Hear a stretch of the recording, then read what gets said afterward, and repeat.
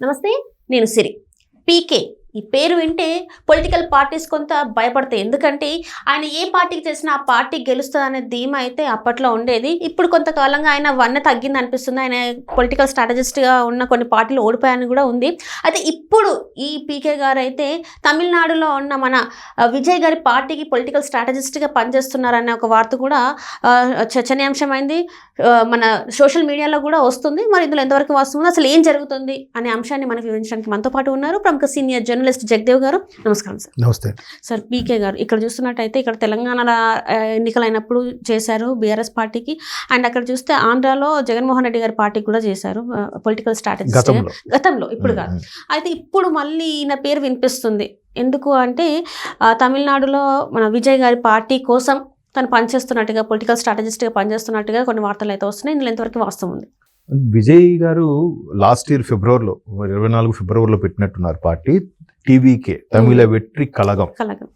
So దానికి అంటే ఎప్పటి నుంచో విజయ్ తలపతి పార్టీలోకి వస్తారన్నట్టుగా అన్నారు. అది మొత్తానికి ఫ్యాన్స్ తో మాట్లాడి డిక్లేర్ చేశారు.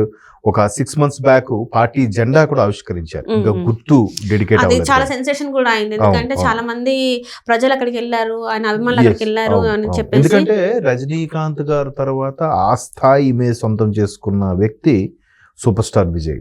అయితే ఈయన మరి రేపు 26లోనో ఇప్పుడు ఎలక్షన్స్ ఉన్నాయి, 26 ఎండింగ్ ఎప్పుడు అనుకుంటా. సో ఎట్లా ఏంటి ఎలాగైనా అంటే ఇంతవరకు పార్టీలు ఎవరెవరు పెట్టారో వాళ్ళందరూ కూడా మ్యాక్సిమం నటులు కొంత బాగా సక్సెస్ అనేది చాలా తక్కువ ఉంది. అంటే ఒక మహానుభావుడు ఎన్టీఆర్ గారు, తర్వాత ఎంజీఆర్ గారు తప్ప శివాజీ గణేశన్ లాంటి వాళ్ళు కూడా పార్టీ పెట్టి వాళ్ళు మూసేశారట. కెప్టెన్ విజయకాంత్ లాంటి వాళ్ళు కూడా పెట్టి ప్రతిపక్షంగా పరిమితం అయ్యారు, కానీ ప్రభుత్వాన్ని ఫామ్ చేసే రాలేకపోయారు. తర్వాత జయలలిత గారు అది ఏఐడిఎంకే పార్టీకి కొనసాగారు, అది వేరే విషయం. అయితే ఇక్కడ విజయ్ ఇప్పటి నుంచే పావులు కదుపుతూ జాగ్రత్తగా ప్లాన్ చేసుకున్న నేపథ్యంలో ప్రశాంత్ కిషోర్ గారి పేరు మరలా తెర మీదకి వినిపించింది. అయితే ప్రశాంత్ కిషోర్ మీరు అన్నట్టు పొలిటికల్ స్ట్రాటజిక్ అనలిస్ట్ గాను, స్ట్రాటజిక్ మేనేజర్ గాను ఉన్నారు, వ్యూహకర్తగా ఉన్నారు. కాబట్టి సో ఆయన్ని ఆయన్ని వాడుకోవడం ఎలాగా అంటే ఆల్రెడీ తమిళనాడులో కొంచెం చక్రం తిప్పుతున్న ఇలాంటి స్ట్రాటజీ ప్లే చేసే అధో అర్జున్ అని ఒక ఆయన ఉన్నారు. ఆయన ఆల్రెడీ విజయ్కి సపోర్ట్ చేస్తున్నారు. మరోవైపు అమ్మ జయలలితని అమ్మ అంటారు. అమ్మ ఎప్పుడో అయితే ఆమె చనిపోయారో ఆ తర్వాత ఏఐడిఎంకే కొద్దిగా ఇబ్బందులు పాల్పడుతుంది. ప్రస్తుతం డిఎంకే పార్టీ ఉంది. డిఎంకే పార్టీలో కూడా స్టాలిన్ గారు ఉప ముఖ్యమంత్రిగా ఉండడం, కొన్ని విపరీత ధోరణులు కూడా కొంత వ్యతిరేకత అయితే కనిపిస్తూనే ఉంది. సో నెక్స్ట్ అక్కడ ఆల్టర్నేషన్ లేదు అనే టైంలో ఈయన పార్టీ పెట్టాడు. ఈయన కూడా చాలా ఆలోచించి లాజికల్గా నెక్స్ట్ ఏంటి మనం ఏ టైంలో పెట్టాలి అనుకునే ఈయన రంగంలో దిగాడు. బట్ రజనీకాంత్ గారు ఫ్యాన్స్ తో మీటింగ్ పెట్టినప్పటికీ కూడాను ఎందుకో 3 సార్లు ఫ్యాన్స్ తో మీటింగ్ పెట్టి మళ్ళీ డిక్లేర్ చేస్తారనుకున్న టైంకి ఇంకా పార్టీని డిక్లేర్ చేయలే రజనీకాంత్ గారు, అనారోగ్య కారణాలు, ఇతర కారణాలు. కమల్ హాసన్ గారు కూడా అదే, బట్ కమల్ హాసన్ గారు పెట్టారు. ఆయన డిఎంకేకి సపోర్టివ్ గా ఉన్నారు, డిఎంకేతో ప్రస్తుతం కలిసినట్టున్నారు. సో ఇట్లాంటి నేపథ్యంలో ప్రత్యామ్నాయం అవసరం అనుకునే ఉద్దేశంలో విజయ్ గారు పార్టీ పెట్టడం, దానికి తమిళ వెట్రి టీవీకి ఆయన పార్టీ నామకరణము, జెండా ఆవిష్కరణ అన్నీ ఉన్నాయి. అయితే ఇప్పుడు దానికి పొలిటికల్ స్ట్రాటజీగా ప్రశాంత్ కిషోర్ గారి పేరు వచ్చింది. ఆల్రెడీ అధో అర్జున్ అనే వ్యక్తి చేస్తున్నప్పటికీ కూడా నేషనల్ లెవెల్లో పేరున్న ప్రశాంత్ కిషోర్ గారు ఆల్మోస్ట్ 2021-22 వరకు కూడా ఆయన ఐపాక్ టీం పనిచేశారు, తర్వాత బయటకు వచ్చేసారు. సో ఆయన కొంచెం ఫ్రాంక్ గా ఉండడం ఇవన్నీ చూస్తే ఆయన్ని విజయ్కి ఎవరిని టచ్ చేశారా అంటే మన తెలుగులో ఉన్న ప్రముఖ మంత్రి గారి పేరు అయితే వినిపిస్తుంది. అంటే లోకేష్ గారి పేరు వినిపిస్తోంది, ఇంకా రివీల్ చేయడానికి ఏం లేదు.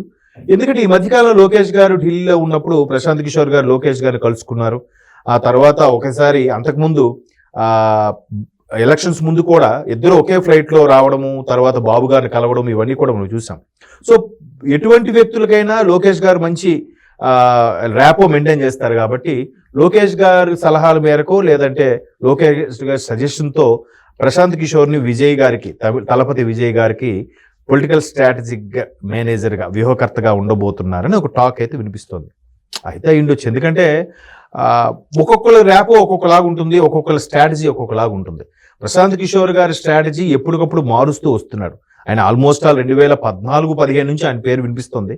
అప్పటి నుంచి కూడా బీజేపీకి కొంత డిఫరెంట్గా పనిచేశారని, ఆయన కొన్ని ఇన్నోవేటివ్ థాట్స్తో ఆ పార్టీ క్రేజ్ కానీ పార్టీ గెలుపు వైపు దారి తీయడానికి కానీ కొన్ని టిపికల్ థాట్స్తో ఆయన రేసు గుర్రాలు పరుగులు పెట్టించాడనడానికి కొన్ని ఎగ్జాంపుల్స్ అయితే ఉన్నాయి. అంటే అన్ని సక్సెస్ అయ్యారా లేదని పక్కన పెడితే ఈవెన్ వైసీపీ కూడా ఆయన వల్ల సక్సెస్ అయ్యారని టాక్ ఉంది. రెండోసారి సక్సెస్ కి ఆయన చెప్పినట్టు వినలేదు కాబట్టి రేపు పొద్దున్న నాకు చెడ్డ పేరు వస్తుంది నేను బయటకు వచ్చేసాడట ఆయన. సో అప్పుడు వైసీపీ వాళ్ళు వినకపోవడం, కేవలం పథకాలే అభివృద్ధి లేకపోవడం, మౌలిక సదుపాయాలు పట్టించుకోకపోవడం, రోడ్లు వేయకపోవడం అన్నిటి మీద మొత్తానికి ఆయన బయటకు వచ్చేసారు. ఆ తర్వాత బయట ఒక ఈవెంట్ లో కూడా అనౌన్స్ చేశారు. సో ఇప్పుడు ప్రశాంత్ కిషోర్ స్ట్రాటజీ దళపతి విజయ్కి అవసరం మేరకు ఉండొచ్చు అని లోకేష్ గారు సజెస్ట్ చేయడం, మేబీ ఆయన సలహాలు తీసుకుంటే విజయ్ గారు ఇంకాస్త డిఫరెంట్గా వెళ్ళే ప్రయత్నాలు అయితే చేస్తున్నారు. సుమారుగా తమిళనాడులో 234 నియోజకవర్గాలకు గాను, అంటే ఉమ్మడి ఆంధ్రప్రదేశ్తో పోలిస్తే చిన్నది, బట్ ఇప్పుడు ఆంధ్రప్రదేశ్ తెలంగాణ విడిపోయాయి కాబట్టి ఇప్పుడు అదే పెద్ద రాష్ట్రం.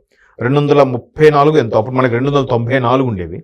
సో 234 నియోజకవర్గాలకు గాను ఇంకా ఆయన ఏ నియోజకవర్గం ఎవరు ప్రాధాన్యత వహిస్తారు, కమ్యూనిటీ పరంగా ఏమున్నాయి అనేది ఇంకే ప్రాధాన్యత ఏం లేదు. కేవలం జిల్లాల వారీగా ప్రస్తుతానికైతే ఇన్ఛార్జీలు నియమించడం జరిగిందంట. సో దాని ప్రకారం మొన్నే రీసెంట్ గా ఫిబ్రవరిలో ఏదైతే అనౌన్స్ చేశారో ఆ 1 year పార్టీ అనౌన్స్ చేసి 1 year అనే సెలబ్రేషన్స్ కూడా చేశారు. సెలబ్రేషన్ ఇన్ ద సెన్స్ ప్రజల్లో తలపతి పార్టీ అనేది ఒకటి వస్తుంది, దాని పేరు టీవీకే అనే ఒక గుర్తుగా ఉండాలి కదా. అలాని ఎక్స్ట్రీమ్ లెవెల్కి వెళ్ళి ప్రస్తుత ప్రభుత్వాన్ని విమర్శించడం అట్లా చేయట్లే. పార్టీని పుంజుకునే దిశగా, కార్యకర్తలను చేర్పించుకునే దిశగా, లేదంటే ఓటర్లని ఆకట్టుకునే దిశగా పావులు కదుపుతున్నారే తప్ప పూర్తి స్థాయిలో ప్రభుత్వాన్ని విమర్శించడము అలా చేయడం అయితే చేయట్లేదు. ఎందుకంటే మరోవైపు ఆయన మొన్న కోయంబత్తూరు నుంచి పోటీ చేశారు, పోలీస్ ఆఫీసర్, బీజేపీ అన్నామలై గారు కూడా ఒకవైపు బీజేపీ తరఫున పుంజుకుంటున్నారు కాబట్టి ఆయన ఎక్కడికెక్కడ ప్రభుత్వానికి నిరసనలు తెలియజేస్తూ ముందుకెళ్తున్నాడు ఆయన. సో అలా కాకుండా ఈయన డిఫరెంట్ గా వెళ్ళాలంటే ఖచ్చితంగా ఒక పొలిటికల్ స్ట్రాటజిక్ అనేవాడు అవసరం. సో ప్రశాంత్ కిషోర్ లాంటి వ్యక్తి ఆల్రెడీ ఆ పేరు మారుమోగుతూ వినిపిస్తుంది కాబట్టి, తమిళనాడులో ఇంతవరకు ఎవరు దాన్ని యూటిలైజ్ చేయలేదు కాబట్టి ఇక్కడ యూటిలైజ్ చేద్దామన్న ఆలోచనలు ఉన్నారంట. దానికి మేబీ లోకేష్ గారు లాంటి వాళ్ళు సజెస్ట్ చేశారన్నట్టు కూడా టాక్ వస్తుంది. అయితే ఇందులో తప్పే ఉంది. ఇప్పుడు సార్ నేను కొత్తగా వస్తున్నాను, మాకు ఏమైనా సజెస్ట్ చేయండి, మీరు కూటమి ప్రభుత్వం, మీరు ఎలాగూ ఖచ్చితంగా దాన్ని ఏమంటారు, మీరు చక్కగా ఇదయ్యారు కాబట్టి, గవర్నమెంట్ ఫామ్ చేశారు కాబట్టి మేము కూడా చేయాలంటే ఏం చేయాలి, పైగా కొత్తగా పెడుతున్నాం, సినిమా ఇండస్ట్రీ నుంచి రాజకీయాలకు వచ్చిన వాళ్ళకి ఎక్కువగా పర్సంటేజ్ చాలా తక్కువ ఉంది కాబట్టి ఏం చేయాలి అని అడగడం తప్పులేదు. అంటే ఆయనే అన్ని ప్లాన్స్ కూడా చేస్తున్నాడు విజయ్, అది మంచిదే కదా. సో ఈసారి కొడితే ఖచ్చితంగా గవర్నమెంట్ ఫామ్ చేయాలి అనే కాన్సెప్ట్లో ఉన్నాడు కాబట్టి maybe Prashant Kishor full fledged workout చేస్తే చేయొచ్చు. చూద్దాం, ఇంకొక 1 year 1.5 year ఆగితే మొత్తం తమిళనాడు రిజల్ట్స్ తేడా వస్తుందా ఎలా వస్తుందని తెలుస్తుంది. Right sir, right, thank you so much sir. Thanks.